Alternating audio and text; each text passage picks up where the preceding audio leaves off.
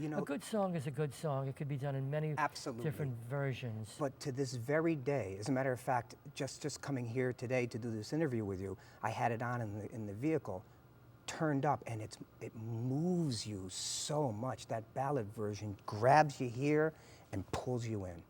Great version. Thank you. My pleasure. How do you stay connected to a composition once you've composed it and you set it free? Good question. Thank you. I make the record, I sing it for the audience, and if the record is a hit, you continue singing it. If the audience response is great, you continue singing it. No matter how many times I have sung Calendar Girl and Happy Birthday Sweet 16, I can't even count how many times, it's still my baby. I gave birth to that. So I never tire of it. I can stay connected to it, not as much as the new collection, not as much as the new collection. And I must tell you, this is a sidebar. I was privy to hear that yesterday, a few songs from your forthcoming CD, which we're going to talk about. Beautiful. Thank you. Oh, Thank you, again, Rich. I use the word moving, inspirational, great new tunes forthcoming from your CD. Great. Well, it's very scary when you've written for 50 years, as I have. You have to come up with something that excites you, fresh, new, top yourself, challenge yourself, growing, something yet different. If you do the same thing, it gets boring. Love Will Keep Us Together, the Grammy Award. What did that mean to you? Oh my God. I wrote the song with Howie Greenfield, one of the great lyricists of all time. Who you spent 30 years. plethora of years, right? Over 500 songs. Grammy Award is the highest recognition you can get amongst your peers, and to have the most performed song of that year is incredible. It reaffirms that I was on the right track when I wrote it, that I was in sync with the public, with the culture. I wrote it really for 3 different vocal styles: the Beach Boys, the Supremes, and Al Green. Do you really think like that when you're sitting down at the piano to Being compose? a singer, I will hear a singer's vocal style. I wanted to put together 3 vocal styles. And if you listen to Love Will Keep Us Together, here's their Al Green. He always used that augmented chord. You'll hear the vocal style of Diana Ross. You'll hear the beat of the Beach Boys. I put them all together. Right. Take all the components, bring it together. And I make it my own. And you have yourself a great classic hit. I make it my own. That's timeless. It's not the same tune. It's not the same lyrics. It's not stealing. No. But it's, you know. Taking influences, if you will. Absolutely. You have to listen to other music. I don't think, unless you're a 12-tone system, I don't think you can create something that's completely original. And creative people will be inspired by others. You know, that just triggers my next question. This just came to me. So then, other than, let's say, the period of the 50s where you first began, what period do you think Neil Sedaka relates to, could fit into? Any period in music, could go back even before you were born. But what period do you think you'd feel most comfortable performing, playing, writing in then? If it was other than the 50s? Well, Ted Perlman, my new arranger and record producer, said that I'm really 3 people. In another life, I was a classical composer. I was just going to say that. Perhaps a Tchaikovsky would be nice. It would indeed. He's probably up here for me. A black female singer, and a pianist. So what What would I be comfortable in? I am just thrilled that I have the gift and that I can go out and still do this after 45 years. Now let's stay on the timeline. We took you from the 50s, 60s, 70s. Do you still get the same magic today when you come from that area of the wings and you walk out here you have the adulation of the crowd, they stand up, they're roaring for Neil Sedaka. They come out, does it still give you the same magic today as it did? Absolutely. It's an adrenaline rush, immediate reaction. You have to leave your troubles backstage. You cannot come out. These people are paying money to hear me sing. But they leave their troubles out there when they come in, and you give them that peace, that solace. You take them away from their troubles. And I'm a perfectionist. I shoot for a certain level. Sometimes you can't get it all the time, you know. Keep aiming, though. You keep aiming.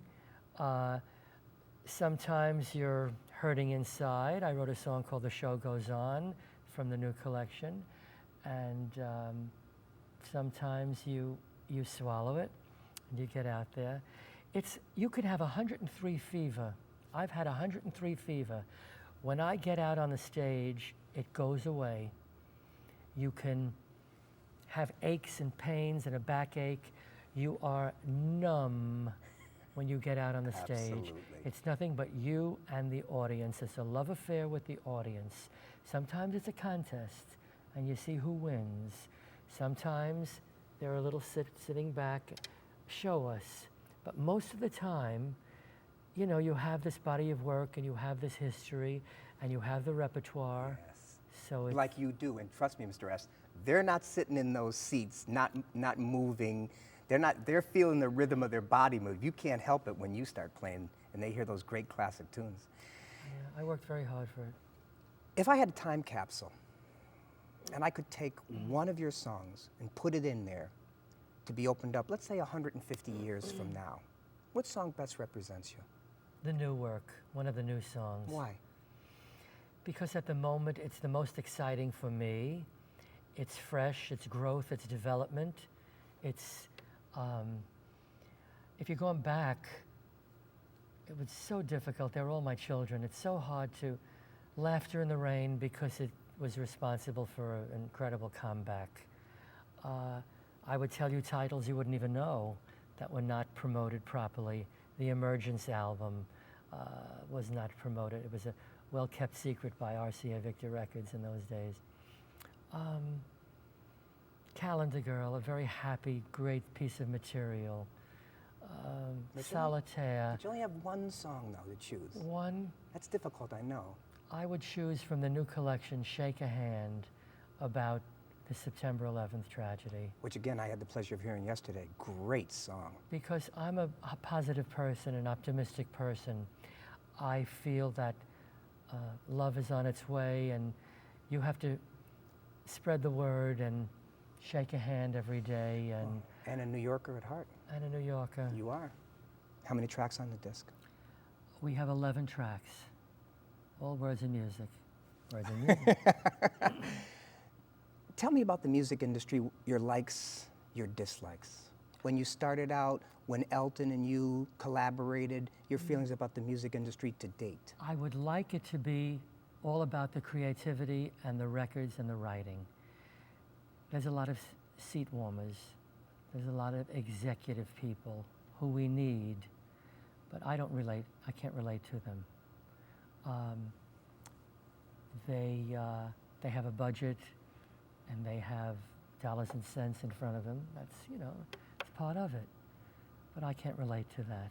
I have my wife do that. Liba has been managing me for almost 30 years. Wonderful woman, too. I had the pleasure of speaking with her on a number of occasions before we set this interview up prior to this interview. Great lady. She's great. One of the songs is called Lovely Liba, one of the new songs. Let me hear a little. Oh Can you my give us a little? God. I don't know. I need the words. Oh, just play me the melody then.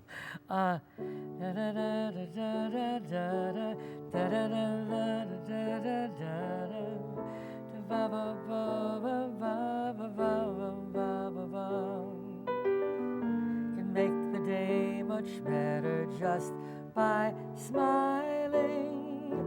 She can wash the tears away. Ooh, ooh, lovely Liebe. I'll do anything for her love. I need the words in front of me. It's so new. It's so new. Just a taste. Enough to make up want to buy the CD in November. Great. When you think about this extraordinary career, it gave you what? Self-confidence. It gave me the freedom to do what I'd like to do. It gave me immortality. It gave me a very blessed life. Lastly, the A&E special, biography, coming up this fall. It's great. Tell me about it. It's great. They followed me into the bathroom, but they did a great job. It really is an insight into Neil Sedaka, the person. I'm not really a show-busy kind of person. I'm more Hamish, down to earth. People in the audience say, gee, I feel like I know him, like I went to school with him, you know. Grew up with him. Grew up with him. The special is not show busy. My mother is on it, my children, Liebe. Speaks to who the man is. But Elton got on and said some things, Phil Cody, Morris Gibb of the Bee Gees, a lot of Carol Sager, David Foster, a lot of people.